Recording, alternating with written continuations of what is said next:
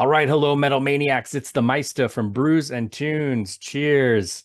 I am absolutely thrilled today. I am chatting with the one and only Nick Z Marino, of course, of the mighty band NZM. Nick, how are you doing today? Doing great, doing great. Excellent, excellent. I'm happy to be on the podcast. Awesome. Thank you. Yeah, thank you so much for joining me. I'm really excited to chat with you. Of course, brand new album coming out this coming week. Well, like a week from yesterday, I think, like on the 19th. You've got, yeah, Yeah, oh, there. awesome. Yeah, the Okay, best of there it is. NZM. Very cool. Yeah, Awesome. yeah. Very cool. Yeah, it's I was fortunate enough to get a advanced digital copy of the album, and I it's fantastic. I mean, and I've loved your music for a long time, so it's just great to, all those great tracks from the last four albums. And then of course you've got a new track too that came out last month, No Innocence. Yeah. That's on the album as well, which killer song. Really digging that. Thank you. Yeah, really good stuff. So yeah, so July 19th, for those of you watching, July 19th, the best of NZM comes out.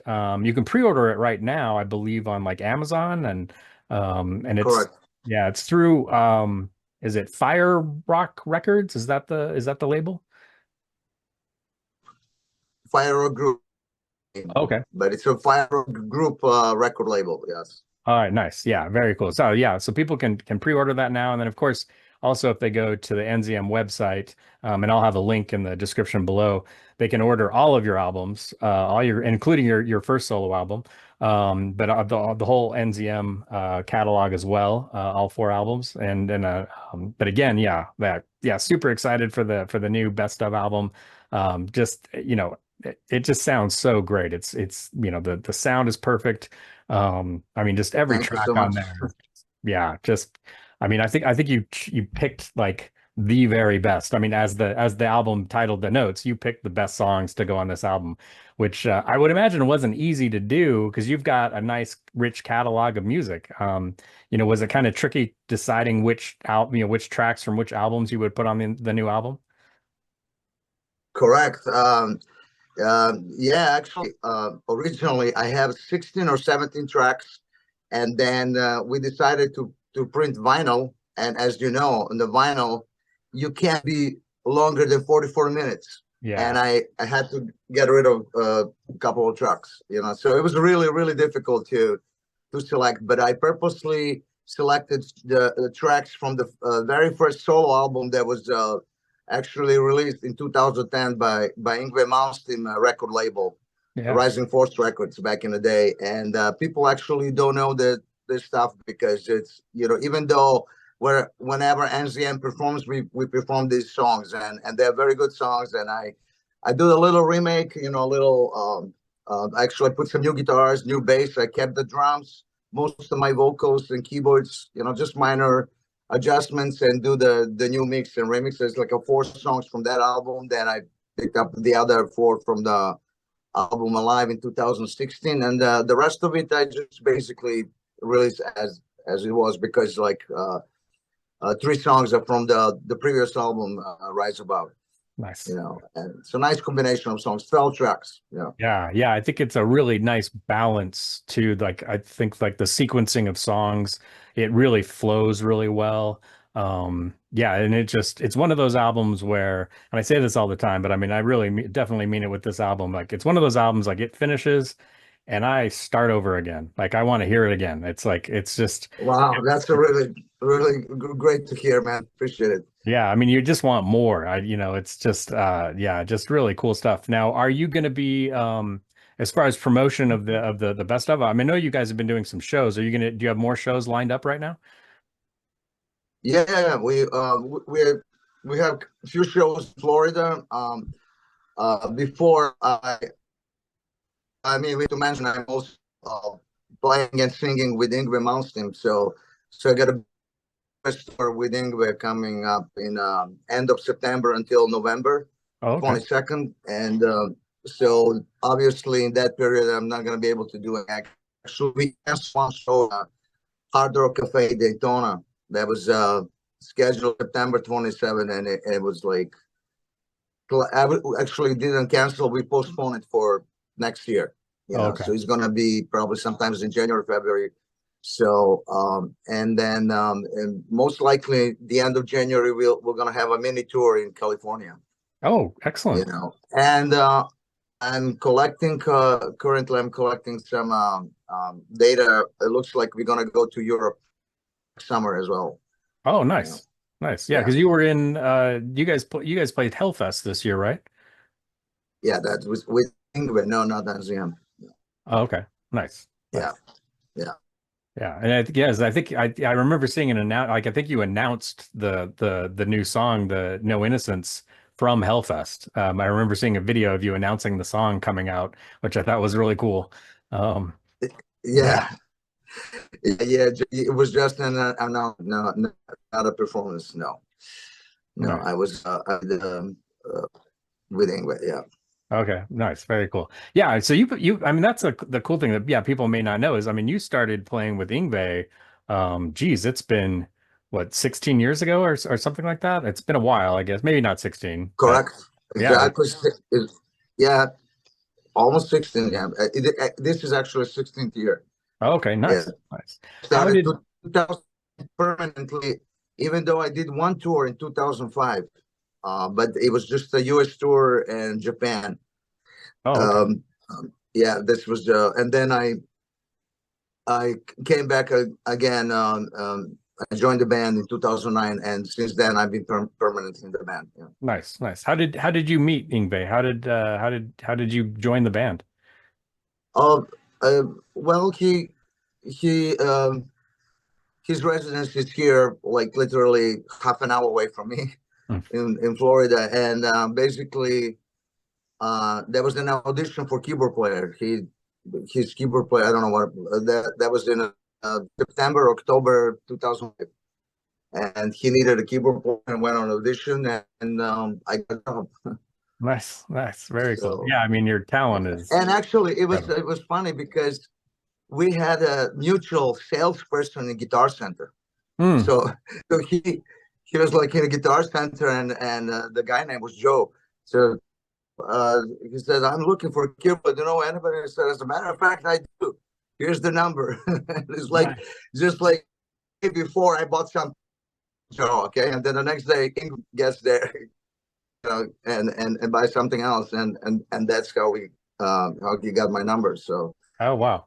it's That's funny. really cool. Yeah, that's Yeah, thank you to Joe to bring you guys together. yeah, That's great. That's awesome. Yeah, because I yeah. mean, and people might not know this, but as and maybe and correct me if I'm wrong, but weren't you the very first musician, I mean, and handpicked by Yngwie himself to be the like his record company, Rising Force Records? You were the first person to play on that label. Correct. Yeah, with your solo album. Yes, That's correct. really cool. Yeah, nice. Yeah, and that's a part of the deal that I joined permanently. Oh, So okay. it was kind of, yeah, it's like a little secret. But anyway, yeah. Um, Basically, what happened? We had in 2009. Yeah, we had a show in Japan. Oh yeah, I play with it. We open up for Deep Purple. Oh, Okay, nice. it was like we were the opening band. With we went everywhere. We did like entire like tour, and on back we flew in the first class, and I played him that Freedom Has No Price, you know, and he said, "Oh man, this is really good stuff.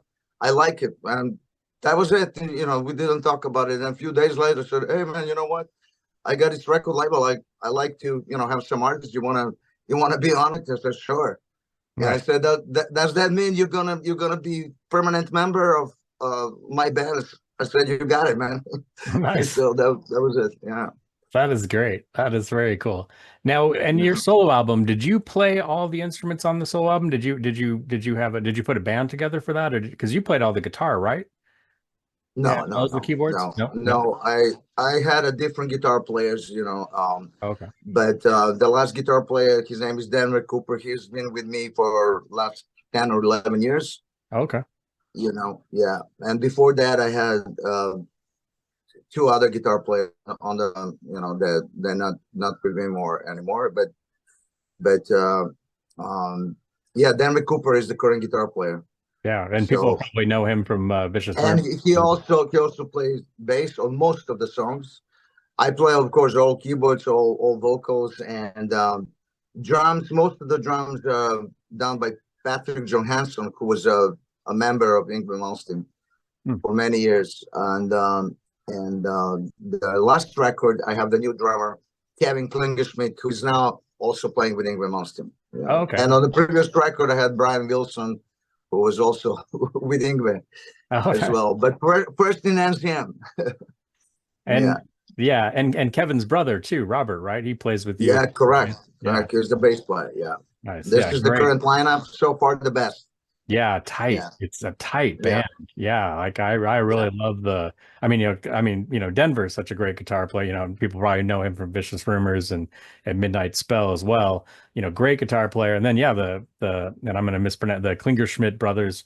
Man, what a powerful rhythm section, and it just goes so well, like with your vocal. You know, like your vocal delivery with that tapestry of music behind it. It's just perfect. I mean, it really is. I mean, I like, it's a joy to listen to.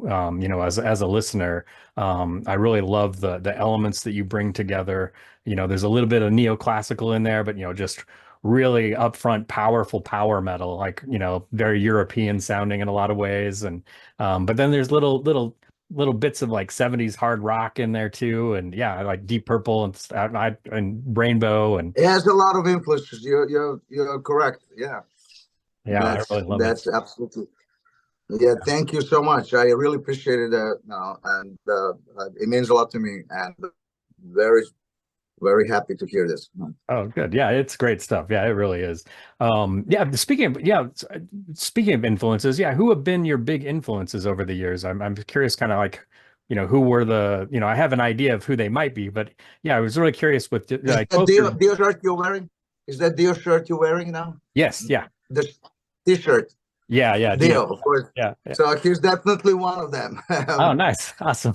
Of course.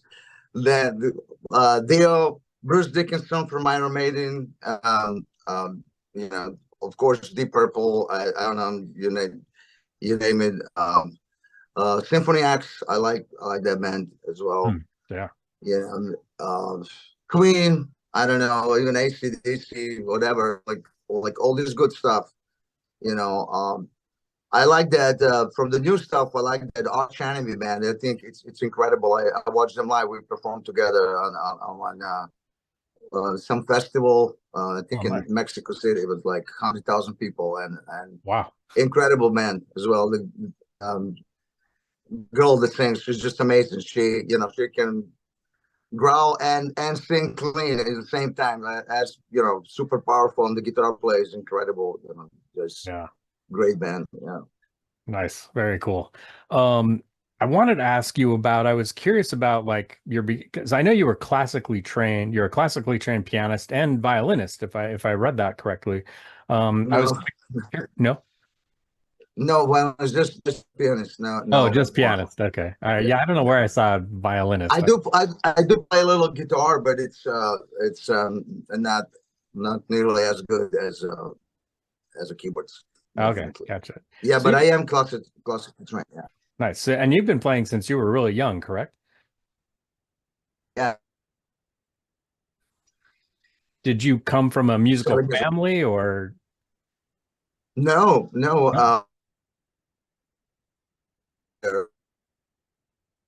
know, like sang a little bit, just like family and friends, but nothing professional. I had an uncle that was he was like he was in a choir, but nothing professional. Sang very good, you know, but no professionals in the family, you know. But since I was a kid, like 3 years old, I've been like performing for people. I remember that, you know. It's just like, yeah, they wanted to hear, they couldn't believe it, you know. And I was like singing, and then parents put me in a musical school, you know. Okay. So And that was in Serbia, correct? That's where you originally came It from? was back in the days. It was former Yugoslavia. That's how Oh, formerly. Oh, yeah. I a guess it would long have been time to then. go Yeah. back.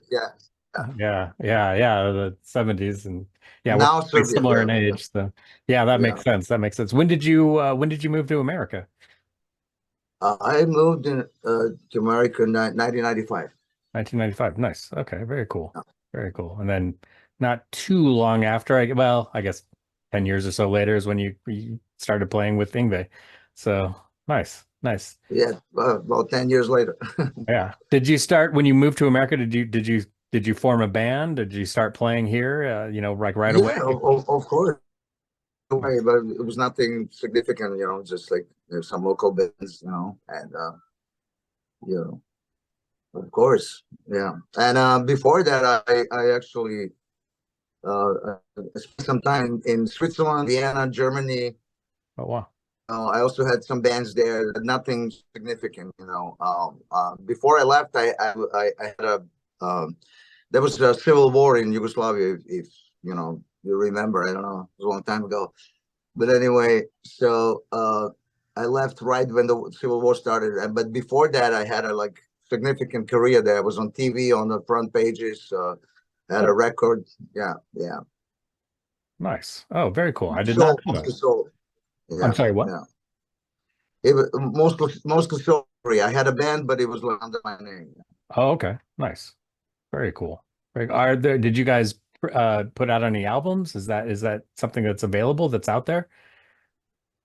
No, nothing that was like on Asian language, and just like a local. It was successful there, but nothing worldwide. Gotcha. Different times back then. Yeah, definitely. Yeah. Yeah. Do you remember, 'cause, as you mentioned, you were classically trained. Do you remember where there was that point when you decided like, okay, I love the classical music, but I want to rock. Like, do you remember like what kind of Oh started yeah. for you? Like where you were like, okay, I Well, want to switch to rock basically, and roll. as soon as I got into a band when I was like 15 years old, Oh, you nice. know, that's it. When I played in a band and I got homework to do, I had to learn Sweet Child in Time from Deep Purple and Smoke on the Water. Oh, So cool. there was like, and what was there? Something from Bad Company. I don't know. If you remember, that was and then when I hear John Lord playing on the keyboard, I said, okay, this is what I really like. I got to, and from that point, I basically stopped practicing to the point that I totally neglected classical music, which is like really bad. I still, I love it, but I wished I proceeded more with that career, Yeah. because it's two different approaches, when you do rock, you actually rely on your ear. That's it. Right, right. Well, Like, in the music, you got to read the charts. That's it. yeah. And then you just practice. Yeah. Well, I guess the nice thing though is like playing with Yngwie, you kind of combine both worlds in a way, because he's got such a classical approach, kind of that Ritchie Blackmore approach to guitar playing, and the neoclassical approach to it. So I guess you kind of get a little bit of that to some degree, playing with Yngwie, but yeah, that makes sense though. Do you remember, maybe it was that same point when did you ever do you remember when you decided like, yes, I'm going to be a rock star. I'm going to pursue this, like professionally. Like, do you remember the point where like, yeah, I'm doing this. I'm going forward, Well, Yeah, I remember I was 22 years old, and my parents sent me to Belgrade to study economy. oh wow. And yeah, I was like a student there for like a year and a half. And at one point, I joined the band, and I started making good living, better than my father. And I just realized I don't have any interest to study anymore. And then my parents told me, listen, if you want to do music career, then you got to do it, because we're not sending you money anymore. We're not financing your, so you're on your own, and that was the point when I was 22 years old. Wow. Basically, I made my decision. Yeah. Nice.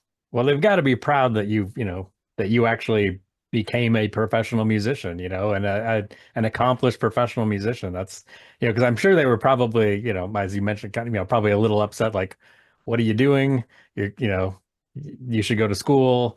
But then you're like, no, I'm going to go live my dreams. And you've done it. You did it, which is great, and you're doing it. Yeah, that's really cool. I would imagine they're probably pretty proud that like, wow, yeah, he did it. He did it. He made it happen. Yeah, I just, all my life, I just follow my heart, my instinct.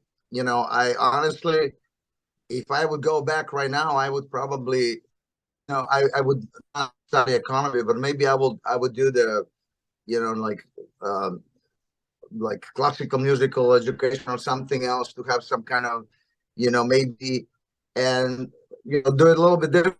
But at that point, follow my heart. That's it. And I said, okay, I'm in it to win it. That's it. Right.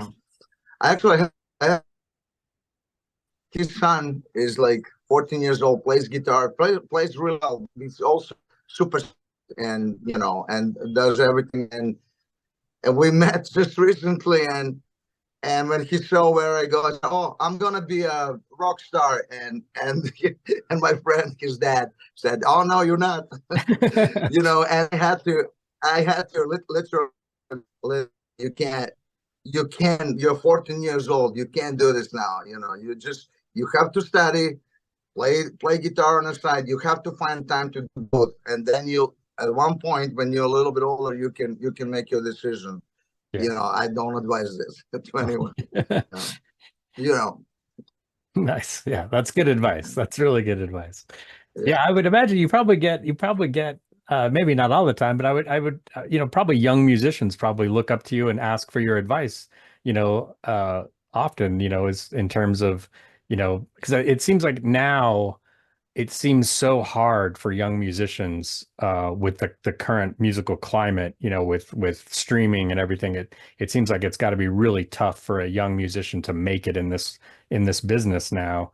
And I know it's always been a tough business, but it seems like now it's even harder, um, you Oh know, yeah, for young absolutely. bands. Yeah, I just talked to Yngwie recently, and he told me, said, I don't know how these kids what they think. He's also trouble with, uh, back in, in the days, there were certain, you certain you know and certain path that you have to follow. And you have a showcase, there's the industry, they see you're a good band, you sign up the record deal right away. There's like a couple of millions or whatever investment in you, and the best studio, the best producer, and that's it. So you had a once when you sign with a record label, you're done. And there's nothing like this today. Yeah. Unless you have billions of dollars, whatever, to invest in yourself. It's completely different. The rules of the industry completely changes. Extremely difficult to succeed. Yeah. Yeah. I can't.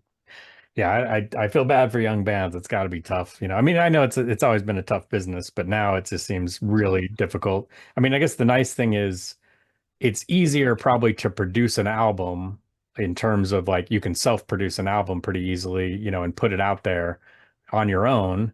But yeah, you don't have the back, like you said, you have no backing. There's no, you don't have a record company to put you on tour and print t-shirts and do any of that stuff. So whereas, yeah, and in the early days, especially with, somebody as phenomenal as Yngwie, and he made such a huge impact when he first came out. I mean, yeah, everybody wanted to be him and see him. And it's very different now. It's interesting. Yeah, that is. Um, anyway, sorry, didn't mean to go off. That was a big tangent. Didn't mean to go off on that.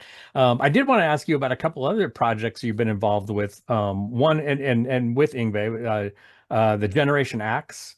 I know you played with them a couple tours, right? Like 2016 and 2018, I think. And In I'm 2019. Oh, in 2019. Oh, okay, cool. And I'm assuming you got involved because of Yngwie. I'm guessing, but that must have been a pretty cool, pretty amazing, fun, interesting tour to do. Oh yeah, that was good.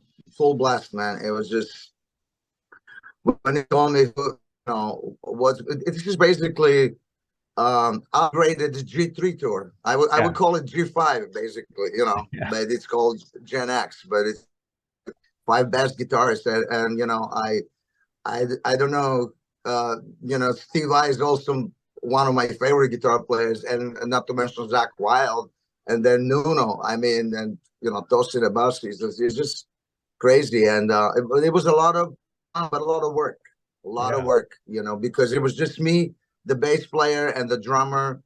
The shows were every show was like 4 hours long. Oof. Think about it. Any average show is hour and a half, maybe 90 minutes. Okay, with Yngwie it's like hour and 20 minutes, you know. But think about 3 times that time. Yeah. Just standing on a stage, finish with one act, then the other one comes, and you have to play almost every day for 2 months, being on the bus, you know, or touring in Asia or wherever we go. Yeah, we went to Asia a couple of times. Nice. Wow. China, South Africa. Incredible. I mean, what to play with these people. It's just, you know, insane. And you know, it's to see them work and how they function and everything. And Steve Vai is just a sweetheart, you know. So is Zach Wild. I mean, and friendship, you know, being on the same bus, like basically living in the same house. Yeah. You know, hearing all this thoughts and jokes from the road. It's you know, it's amazing. Yeah, very Really yeah, cool. I've heard some of it. I've, you know, there's some footage out there on YouTube, and there's an album. And yeah, it's really impressive. I mean, I mean, of course, you know, those guitar players, but I mean, just as a band, the whole band. And yeah, as you said, I mean, yeah, 4 hours, that's under those hot lights. I mean, that's a lot of work. That's, you know, like you said, I mean, that's got to be, you know, day in, day out. That's got to be tiring, but incredible stuff.